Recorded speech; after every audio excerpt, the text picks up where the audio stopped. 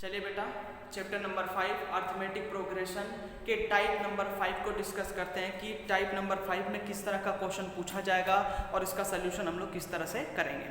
तो जैसा कि आप लोगों को बोर्ड पर एक क्वेश्चन दिखाई दे रहा होगा, if the 10th term of the AP is 52, यानी किसी सीरीज का जो 10th टर्म है, कोई मान लीजिए कि कोई एक सीरीज है एपी के फॉर्म में है, तो उसका 10th टर्म जो है वो 52 है और उसी सीरीज का 17th नंबर का जो टर्म है वो 20 अधिक है 13th टर्म से, तो वो एपी क्या है। आगे बात समझ में।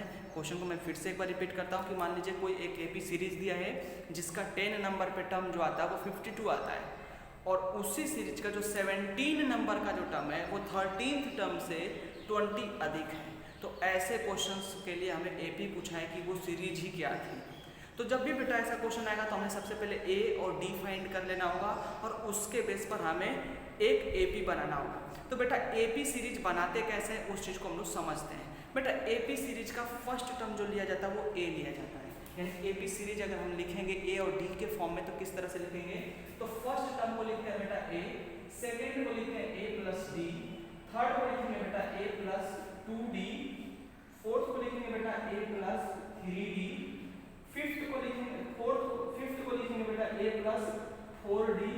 यानी हम देख रहे हैं बेटा कि जितने नंबर ऑफ टर्म लिख रहे हैं उसमें डी एक कम ले रहे हैं, यानी पहले नंबर का लिख रहा हूं तो उसमें कोई डी नहीं, सेकेंड टर्म लिख रहा हूं एपी का तो ए प्लस 1d, थर्ड टर्म लिख रहा हूं एपी का तो उसमें ले रहा हूं ए प्लस 2d, फोर्थ लिख रहा हूं तो ए प्लस 3d। तो ऐसे ही ले रहे हैं। तो बेटा आपको क्वेश्चन के अकॉर्डिंग जरा बताइए कि अगर मैं 10th टर्म लिखूंगा तो क्या लिखूंगा, यानी 10th टर्म पूछा है तो इसका मतलब उसमें एक कम डी लेना है, एक ए तो लेना ही है लेकिन एक कम डी लेना है। लेकिन हम सोल्यूशन कैसे करेंगे चलिए देखते हैं। जब भी बेटा ऐसा क्वेश्चन आएगा सबसे पहले आप लिखेंगे let first term of the AP is a and common difference is d। हम लोग बेटा जब भी ऐसा क्वेश्चन आएगा तो हम अपनी तरफ से मान लेंगे कि ये जो सीरीज है उसका फर्स्ट टर्म a है और कॉमन डिफरेंस d है। देन अब अकॉर्डिंग टू क्वेश्चन, अब अकॉर्डिंग टू क्वेश्चन यानी क्वेश्चन में हमें क्या बोला है उसको डिस्कस करते हैं। तो अकॉर्डिंग टू क्वेश्चन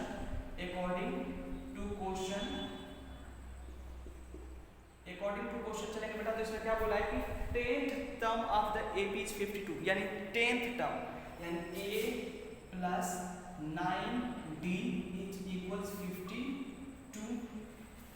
अब बेटा बोला है 17th टर्म, तो 17th टर्म को क्या लिखेंगे a प्लस 16d, और बेटा इसको क्या लिखेंगे 13th टर्म को क्या लिखेंगे a प्लस 12d। लेकिन जब ध्यान देना बेटा इसको तो इक्वेशन हम फर्स्ट मान लेंगे, लेकिन इनके बीच कुछ रिलेशन बोला है क्वेश्चन में। वो क्या बोला है कि इसका ये वाला जो टर्म है वो अधिक है 20 किससे 12 टर्म से, यानी इस टर्म से ये वाला जो टर्म है वो अधिक है 20। तो हम क्या करेंगे बेटा इस टर्म में अगर मैं 20 प्लस कर दूंगा तो ये दोनों के बराबर हो जाएंगे, ठीक है ना।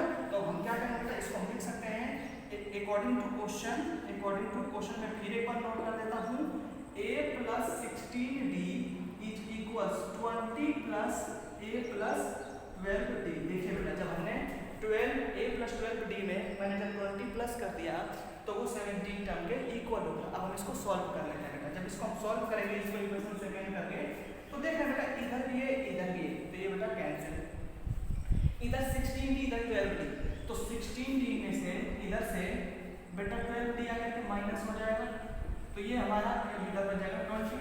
जब हम इसको माइनस करेंगे बेटा तो ये आ जाएगा 4d is equals 20, I mean d is equals 20 divided by 4 is equals 5 आ गया। d हमारा कितना आ गया बेटा 5 आ गया। जब d हमारा 5 आ गया बेटा तो इस d की वैल्यू उठा करके हम इक्वेशन फर्स्ट में पुट कर देंगे, वहां से हमें a निकल जाएगा। तो हम लोग क्या करेंगे बेटा पुट, मैं यहाँ नीचे नहीं दिखाई देगा बेटा तो यहाँ पर कर देता हूँ, तो put d is equals 5 in equation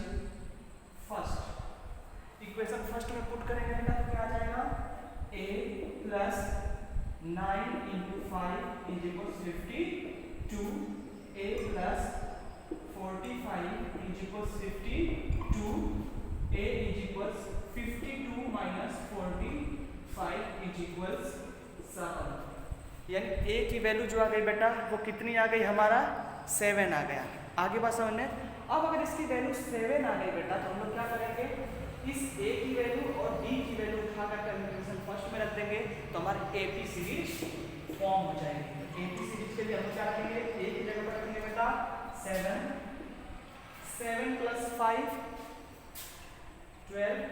अब बेटा देखिए इसमें क्या रखना है, d का 2 टाइम्स रखना है तो d का पहले 2 गुना करिए, 5 2 जा 10 और उसमें 7 प्लस कर दीजिए 17।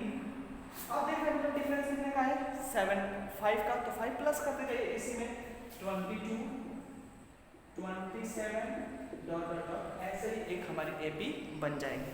तो आई होप कि इस टाइप का भी क्वेश्चन आप लोगों को समझ में आ गया होगा।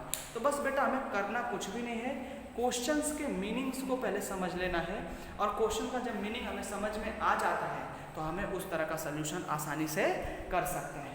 तो आप लोगों को जब भी इस तरह का क्वेश्चन बोर्ड में मिलता है बेटा याद रखिए, बोर्ड में जब भी क्वेश्चन आएगा तो 3 नंबर का क्वेश्चन आएगा और ये बहुत ही इंपॉर्टेंट क्वेश्चन होता है। इसमें क्या होता है कि बच्चे थोड़ा सा पैनिक हो जाते हैं, इसके लैंग्वेज को समझ नहीं पाते हैं, लेकिन इसको आसानी से समझ लेना फिर करना आप लोग कि क्या क्वेश्चन में दिया है और उसके साथ क्या क्या हमें ऑपरेशन करने के लिए बोला, उसके साथ लॉजिक क्या लगा रहा है, ठीक है ना।